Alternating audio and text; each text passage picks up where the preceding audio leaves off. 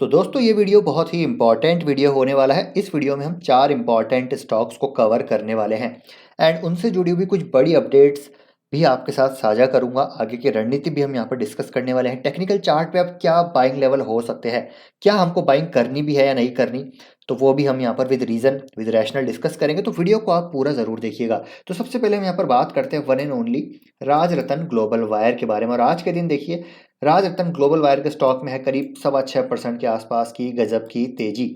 तो तेजी क्यों है? हालांकि देखिए कोई भी यहाँ पर ऑफिशियल रीजन नहीं है तेजी का। ये तेजी एक कहीं ना कहीं आप कह सकते हैं कि बाइंग इंटरेस्ट यहाँ पर जनरेट हो रहा होगा, इसकी वजह से तेजी आ रही है क्योंकि 200 डे मूविंग एवरेज के सपोर्ट पे स्टॉक आ चुका है। क्वार्टर टू के नंबर काफ़ी खराब आए थे, 20% का आई थिंक इसमें लोअर सर्किट लगा था। उसके बाद कहीं ना कहीं एक यहाँ पर सपोर्ट बनता हुआ नजर आ रहा है, एक बेस बनता हुआ नजर आ रहा है 200 डे मूविंग एवरेज, जो कि एक मेजर सपोर्ट रहता है किसी भी स्टॉक के लिए। तो वहां पर कहीं ना कहीं बाइंग होती हुई नजर आ रही है। लेकिन इसका मतलब ये नहीं है कि यहाँ से ये स्टॉक ऊपर ही जाएगा, कुछ भी हो सकता है। स्टॉक देखिए नीचे भी जा सकता है यहाँ से। अगर 200 डे मूविंग एवरेज का ब्रेक डाउन हुआ तो स्टॉक फिर आपको 800 के लेवल्स भी यहाँ पर दिखा सकता है। लेकिन अगर देखिए आप एक लॉन्ग टर्म निवेशक है तो मेरे ख्याल से आप इस स्टॉक को यहाँ पर बाय कर सकते हैं, एक्यूमुलेट कर सकते हैं और यहाँ से हर 100 पॉइंट के डिप पे इसको ऐड किया जा सकता है। क्यों? क्योंकि कंपनी अच्छी है, बिजनेस मॉडल अच्छा है, मैनेजमेंट अच्छा है, कंपनी के पास शानदार एक मोट है, ठीक है, लोवेस्ट कॉस्ट प्रोड्यूसर है बीड वायर का, एक नीश कंपनी है, ठीक है। अगर आपको टायर सेक्टर को प्ले करना है तो कहीं ना कहीं एक ज़बरदस्त प्रॉक्सी है, तो अच्छी कंपनी है। बस ये जो नंबर खराब आए, मार्केट की एक्सपेक्टेशन अच्छी थी, एक्सपेक्टेशन बीट नहीं हुई तो नंबर खराब आ गए, इसलिए कंपनी का स्टॉक प्राइस गिर गया। लेकिन स्टॉक प्राइस गिरना बिजनेस खराब होने को यहाँ पर रिफ्लेक्ट नहीं करता है, बिजनेस अभी भी अच्छा है तो इसको आप बाय कर सकते हैं। लेकिन बाय करना है दोस्तों एसआईपी वे में। मुझे लगता है कि इस स्टॉक में आपको 8% से ज़्यादा एलोकेशन नहीं देना चाहिए, क्योंकि कहीं ना कहीं देखिए एक सिक्लिकल सेक्टर को ये केटर कर रही है। तो यहाँ पर थोड़ी स्मॉल कैप कंपनी भी है, थोड़ी वॉलेटिलिटी काफ़ी रहेगी। अगर ज़्यादा एलोकेशन रहा तो पोर्टफोलियो का हिसाब किताब ये कंपनी बिगाड़ सकती है, लेकिन लॉन्ग टर्म में डेफिनेटली यहाँ पर अच्छी ग्रोथ आ सकती है। तो 6 से 8% तक आप यहाँ पर एलोकेशन दे सकते हैं, या फिर आपकी रिस्क एपेटाइट जैसी भी है उस अनुसार आप यहाँ पर डिसीजन ले सकते हैं। लेकिन अब यहाँ पर बाय करना है, लेकिन एसआईपी वे में बाय करना है। अब यहाँ पर मैं कुछ मेन इंपॉर्टेंट चीज़ें आपके साथ डिस्कस करूंगा, हाइलाइट्स जो है कॉन कॉल की। सुनील चौरडिया साहब का क्या कहना है देखिए बिजनेस को लेकर। तो जब इनसे एक क्वेश्चन पूछा गया कि मार्जिन में ड्रॉप क्यों हुआ, आगे क्या सस्टेनेबल मार्जिन है, तो इनका क्या कहना है कि देखिए जो इस बार के मार्जिन थे, थोड़ा सा इसको मैं बड़ा कर देता हूँ ताकि आपको क्लियरली दिखे। तो देखिए जो इस बार के मार्जिन थे उनका कहना है प्रीवियस क्वार्टर के जो मार्जिन थे वो अनएक्सपेक्टेड थे। आई थिंक 21% या 22% ये मार्जिन इन्होंने हिट किए थे। तो इनका कहना है कि अनएक्सपेक्टेड थे ये मार्जिन। तो यहाँ पर जो इनकी नॉर्मल मार्जिन रेंज होने वाली है वो 18 to 9% रहने वाली है। तो अब यहाँ पर ये वापस से मार्जिन 22% आना थोड़ा सा मुश्किल है नियर फ्यूचर में, तो ऐसा मैनेजमेंट का कहना है। तो जो इनके सस्टेनेबल मार्जिन है वो 18 to 19% के, लेकिन अब की बार आए थे 17%, बिकॉज यहाँ पर वॉल्यूम लो थे और अगर वॉल्यूम लो होंगे तो प्रोडक्शन कॉस्ट बढ़ती है, उसकी वजह से मार्जिन ड्रॉप हुआ। लेकिन आगे आने वाले समय में बोल रहे हैं कि जैसे जैसे वॉल्यूम पिकअप होगा margin will be there, it will come back to 18 to 19%। तो यहाँ पर वॉल्यूम की बात अब आती है मेन, तो वॉल्यूम पिकअप होगा या नहीं होगा। तो देखिए वॉल्यूम के बारे में भी अगर मैं आपको बताऊं तो इनका क्या कहना है कि यूरोप यूरोप और जो यूएसए है वहाँ पर इन्फ्लेशन जो है समस्या काफ़ी गंभीर है। तो वहाँ पर बेसिकली इश्यूज चल रहे हैं, तो वहाँ पर वॉल्यूम अभी पिकअप होना थोड़ा सा मुश्किल है। आप देखिए we are not likely to grow in volume in Thailand. Of course, we are confident of almost 10% volume growth or even 15% volume growth in India compared to last year. But I see a possibility of only 7 to 8% volume growth in the business of current year. तो देखिए only 8% volume यहाँ पर उनका expectation है कि इस साल current year में वॉल्यूम ग्रो होगा। तो वॉल्यूम अब की बार ग्रो नहीं होगा तो आप समझ सकते हैं कि प्रोडक्शन कॉस्ट स्टिल यहाँ पर अप रह सकती है। प्रोडक्शन कॉस्ट अप रहेगी तो मार्जिन्स को यहाँ पर थोड़ा सा प्रेशर आगे भी आता हुआ देखने को मिल सकता है। इसीलिए मैं आपको कहना चाहूँगा कि अभी लमसम के बारे में मत सोचिए, थोड़ा सा वेट कीजिए, वेट एंड वॉच कीजिए। यहाँ पर डेफिनेटली मौका मिलेगा, आगे हो सकता है स्टॉक करेक्ट हो तो हमको और अच्छे वैल्यूएशन यहाँ पर मिल सकते हैं। और मैं क्यों बोल रहा हूँ बाय करने के लिए वो भी समझना जरूरी है कि इसके पास देखिए गजब का मोट है। अगर मैं आपको बताऊं तो कंपनी के पास क्या मोट है, आप देखिए इसी कॉन कॉल के कुछ हाइलाइट्स आपके साथ शेयर करूंगा। तो देखिए यहाँ पर क्या मोट है इनके पास।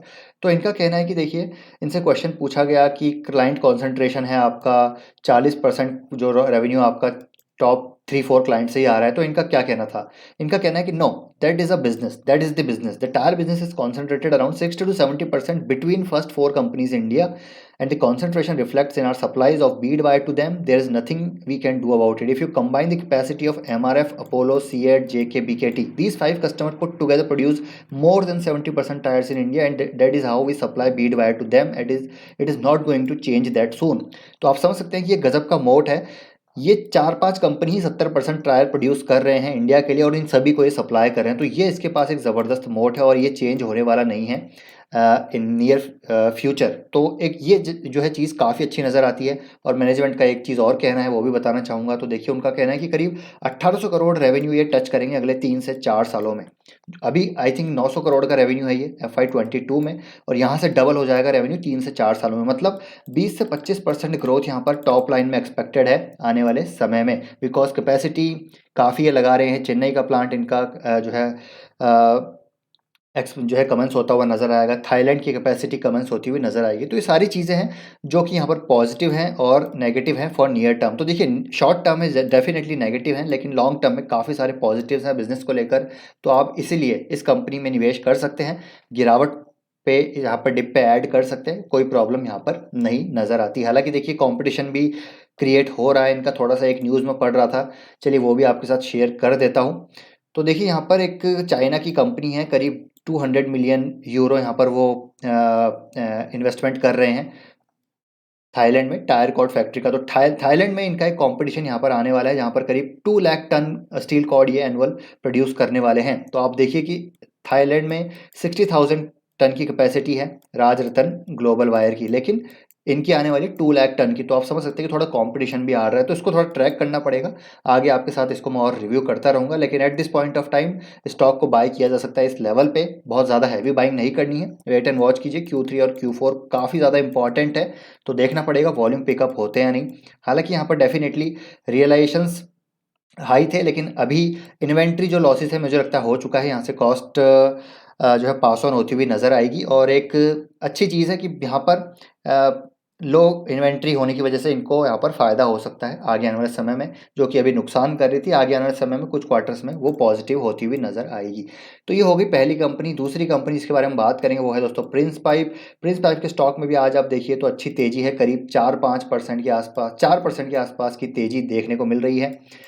ट्रेंड अभी भी नेगेटिव है, तो यहाँ पर इस तेज़ी को आप ये मत समझिएगा कि यहाँ से जो है ट्रेंड रिवर्सल हो चुका है। नहीं, ट्रेंड रिवर्सल अभी भी नहीं हुआ है, इस टेक्निकली अभी भी वीक है, बिजनेस में अभी भी वीकनेस है। और अगर हम बात करें पीवीसी की, तो पीवीसी के प्राइसेस में लगातार गिरावट अभी भी देखने को मिल रही है। Q3 में भी पीवीसी के प्राइसेस जो है, रेजिन्स के प्राइसेस लगातार गिर रहे हैं। तो डेफिनेटली थोड़ा सा नेगेटिव है, लेकिन पॉजिटिव यह है कि पीवीसी के प्राइसेस जितना गिरेंगे, जितनी लो इन्वेंट्री यहाँ पर ये पाइल अप करेंगे, उसका फ़ायदा इनको नियर टर्म में होता हुआ नजर आएगा। लेकिन अभी मुझे लगता है जो है प्रिंस पाइप को बाय करना चाहते हैं तो बाय कर सकते हैं, क्योंकि ऑलरेडी काफ़ी करेक्ट हो चुका है। देखिए, यहाँ पर स्टॉक 40% के आसपास करेक्ट हो चुका है, धीरे धीरे इसको बाय किया जा सकता है।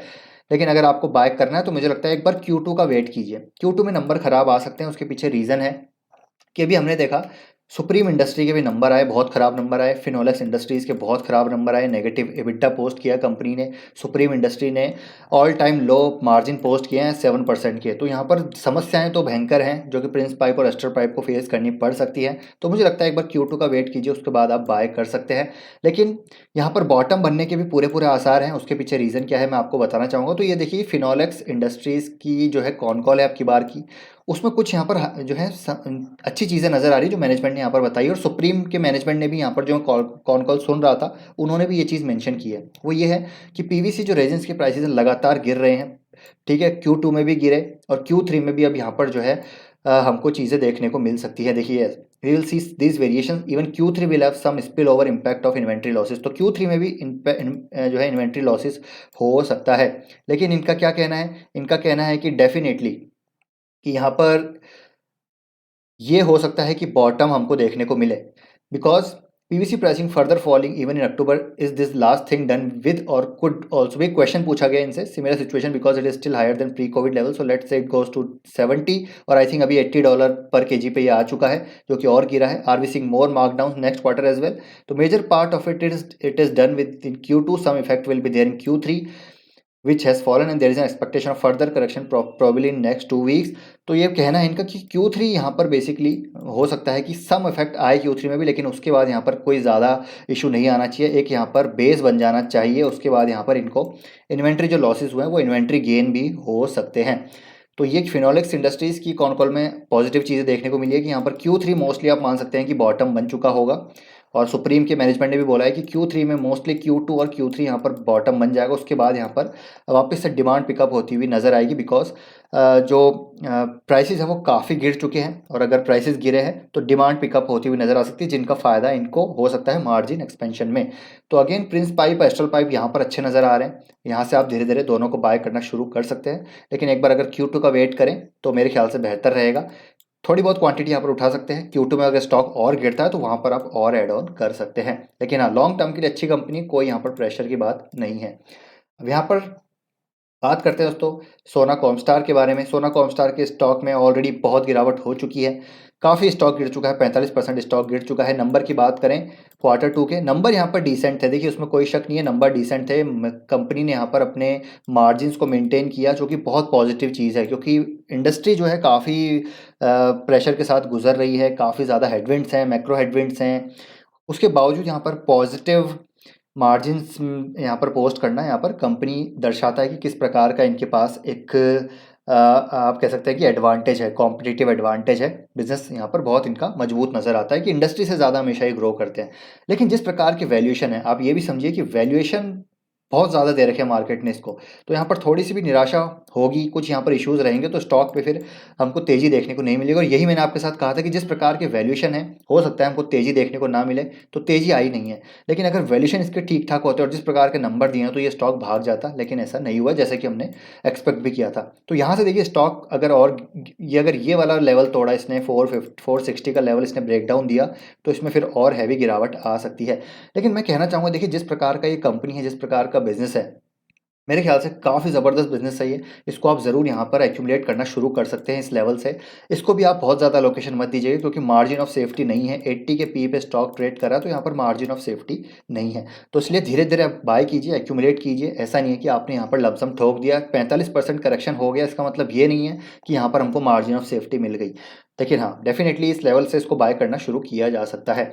और अभी एक अपडेट भी आ रही थी, देखिए कि इन्होंने 1000 करोड़ का केपेक्स यहाँ पर लाइन अप किया है टू ईवी को यहाँ पर प्ले करने के लिए, जहाँ पर differential assembly, final gear and other EV transmission parts ये जो है मैन्युफैक्चर करने वाले हैं। तो अगेन जैसा मैंने आपके साथ पहला भी कहा कि ये कंपनी देखिए लॉन्ग टर्म की है, डायरेक्ट ईवी प्ले है और बहुत ही नीश कंपनी है। ऑलरेडी ग्लोबल कस्टमर्स को सप्लाई कर रही हैं। आई थिंक 23 कस्टमर्स हैं इनके पास, ग्लोबल जो ईवी ओईएम्स हैं वो कस्टमर्स हैं इनके पास।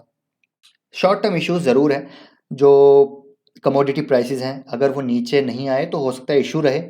हाँ, इनका जो मेजर कमोडिटी है, जो मटेरियल है वो है अलॉय स्टील। अलॉय स्टील के प्राइसेस में अभी भी हमको बहुत ज़्यादा आप कह सकते हैं कि रिलैक्सेशन देखने को नहीं मिली। अलॉय स्टील प्राइसेस अभी भी काफ़ी हाई हैं, तो इनके इनके ऊपर प्रेशर आ रहा है, जिसकी वजह से ये ग्रो नहीं कर पा रहे हैं, मार्जिन यहाँ पर एक्सपेंड नहीं हो पा रहे हैं। जैसे ही अलॉय स्टील प्राइसेस नीचे आएंगे, मार्जिन एक्सपेंड होते हुए नजर आएंगे। यूरोप में जो इश्यूज हैं वो कंटिन्यू हैं, और यूरोप से काफ़ी अच्छा रेवेन्यू जनरेट करते हैं, तो वो एक इशू है। हालांकि इंडिया और नॉर्थ अमेरिका का बिजनेस काफ़ी अच्छा कर रहा है, जो कि पॉजिटिव है, लेकिन स्टिल यूरोप का इशू है, डिमांड स्लो डाउन है, तो वो सारी चीज़ें हैं। लेकिन देखिए बिजनेस की बात की जाए तो बिजनेस में काफ़ी सारे पॉजिटिव्स हैं। 20,500 करोड़ की इनकी ऑर्डर बुक है, मतलब ऐसी ऑर्डर बुक मिल पाना बहुत ही मुश्किल है। एक रोबस्ट ऑर्डर बुक आप कह सकते हैं, बहुत स्ट्रांग ऑर्डर बुक है। तो इससे पता चलता है कि यहाँ पर डेफिनेटली डिमांड ईवी साइड पे तो हमको आती हुई डेफिनेटली देखने को मिलेगी, और ये कंपनी उसको केटर करती हुई नजर आएगी। 23 से ज़्यादा कस्टमर्स हैं इनके ईवी के अक्रॉस द ग्लोब, ठीक है। ऑर्डर बुक काफ़ी अच्छी है, मैनेजमेंट बोलता है कि इंडस्ट्री से ज़्यादा हम हमेशा ग्रो करेंगे, और कमोडिटी प्राइसेस जैसे ही नीचे आएंगे तो मार्जिन में गो अप, ठीक है। ईवी रेवेन्यू अभी 25% का है, लेकिन मैनेजमेंट एक्सपेक्ट कर रहा है कि आने वाले 4 से 5 सालों में ईवी की जो ऑर्डर बुक है हमको 40% से 50% तक जाती हुई देखने को मिल सकती है, और इसीलिए इसको इतने प्रीमियम मिलते हैं। देखिए रीज़न भी है प्रीमियम मिलने का, कि एक नीश कंपनी है, ऑर्डर बुक काफ़ी अच्छी है, इलेक्ट्रिक व्हीकल की थीम एविडेंट है, और इनकी ऑर्डर बुक यहाँ पर बढ़ती रहेगी। ऑलरेडी इनके पास मार्केट लीडरशिप है अपने कंपोनेंट्स में, इलेक्ट्रिफिकेशन हैज़ टू हैपन। तो ये सारी चीज़ें हैं कि इस बिज़नेस को काफ़ी अच्छा बनाती है, ठीक है। और केपेक्स भी कर ही रहे हैं ऑलरेडी, और यहाँ पर आगे जैसे ही यहाँ पर डिमांड पिकअप होगी, इसका बिजनेस यहाँ से पिकअप करता हुआ नजर आएगा। तो अभी यहाँ पर मुझे लगता है कि अब बाय करना शुरू कर सकते हैं। तो ये होगी सोना कॉमस्टार। और बात करेंगे अब लास्ट कंपनी, नाम है डिवीज लेबोरेटरीज। डिवीज में देखिए आज क्या गजब की हमको तेजी देखने को मिली, 5.5% की। काफ़ी दिनों के बाद इतनी ज़बरदस्त तेजी है। एक मेजर ट्रेंड लाइन का आज यहाँ पर देखिए आप, एक मेजर ट्रेंड लाइन रेजिस्टेंस का यहाँ पर हमको ब्रेकआउट देखने को मिला है। देखिए क्या गजब का ब्रेकआउट हुआ है। तो ब्रेकआउट क्यों है, रीज़न क्या है, तो कोई रीज़न नहीं है, कोई यहाँ पर न्यूज़ ऐसी आ नहीं रही है। बस जो रीज़न मुझे समझ आ रहा है वो ये है कि फार्मा सेक्टर में यहाँ पर बाइंग होती हुई नज़र आ रही है। आप देखिए कि यहाँ पर अगर आप मैं आपको दिखाऊं, तो देखिए यहाँ पर फार्मा सेक्टर की बात करें, तो देखिए फार्मा सेक्टर में हर जगह हरियाली देखने को मिल रही है। तो कहीं ना कहीं फार्मा सेक्टर में बाइंग इंटरेस्ट डेवलप हो रहा है, चाहे डिवीज़ हो, चाहे टोरेंट फार्मा हो, नेटको हो, एल्केम हो, कुछ भी हो, ठीक है, औरो फार्मा हो, सब में यहाँ पर बाइंग इंटरेस्ट क्रिएट हो रहा है। तो डिवीज़ यहाँ पर लीड कर रहा है, क्योंकि फार्मा सेक्टर काफ़ी टाइम से प्रेशर में है, काफ़ी टाइम से कंसोलिडेट कर रहा है, इसमें ज़्यादा रनअप आया नहीं है फार्मा सेक्टर। आज देखिए लॉरस लैब भी आई थिंक रनअप दिया है। तो यहाँ पर फार्मा सेक्टर काफ़ी टाइम से प्रेशर में है, और मुझे लग रहा है यहाँ पर पैसा रोटेट हो रहा है, और यहाँ पर फार्मा सेक्टर की बारी आने वाली है, ऐसा मुझे प्रतीत हो रहा है। हो सकता है मैं गलत हूँ। अगर मैं टेक्निकली देखूँ फार्मा सेक्टर का इंडेक्स लेवल पे, अगर मैं चार्ट देखूँ, तो आप देखिए कहीं ना कहीं एक राउंडिंग बॉटम पैटर्न बनता हुआ नज़र आ रहा है, और यहाँ पर एक गोल्डन क्रॉसओवर बनने के चांसेस हो रहे हैं। 50 डे मूविंग एवरेज क्रॉस कर सकता है 200 डे को, और ये देखिए ट्रेंड यहाँ पर पॉजिटिव हो चुका है। कहीं ना कहीं ये जो है स्मॉल टर्म कंसोलिडेशन के बाद ब्रेकआउट हो रहा है। तो यहाँ पर फार्मा सेक्टर टेक्निकली अच्छा नज़र आ रहा है। बाकी लेट्स सी यहाँ पर क्या होता है क्या नहीं होता है, लेकिन हाँ, डिवीज़ को बाय करना चाहते हैं तो कर सकते हैं, कोई दिक्कत नहीं है। लॉन्ग टर्म विजन रखिए, बहुत ही गजब की कंपनी, कोई प्रॉब्लम यहाँ पर नज़र नहीं आती। शॉर्ट टर्म इश्यूज ज़रूर हैं, हो सकता है Q2 के नंबर थोड़े से वीक रहें, लेकिन यहाँ पर मुझे लग रहा है Q2 और Q3 यहाँ पर बॉटम हो जाएगा फार्मा सेक्टर का, स्पेशली डिवीज़ लैब का।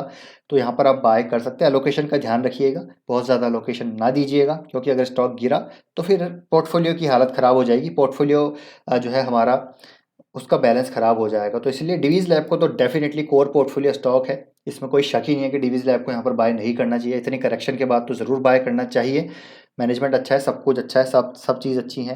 तो डिवीज़ लैब डेफिनेटली आप इस लेवल पे भी बाय कर सकते हैं, लेकिन थोड़ा थोड़ा यहाँ पर अलोकेशन का ध्यान रखिएगा, और एसआईपी वे में बाय कीजिएगा। तो ये है दोस्तों पूरा वीडियो, पूरा एनालिसिस 4 स्टॉक्स का। आई होप आपको वीडियो इन्फॉर्मेटिव लगा होगा। वीडियो पसंद आए तो वीडियो को लाइक कीजिए। कोई क्वेश्चन डाउट हैं कमेंट बॉक्स में ज़रूर पूछ सकते हैं, ज़रूर रिप्लाई करूँगा। और प्लीज़ लाइक करके ज़रूर जाइएगा, एफर्ट को ज़रूर अप्रिशिएट कीजिएगा। मिलते हैं नेक्स्ट वीडियो में, till then take care, bye bye.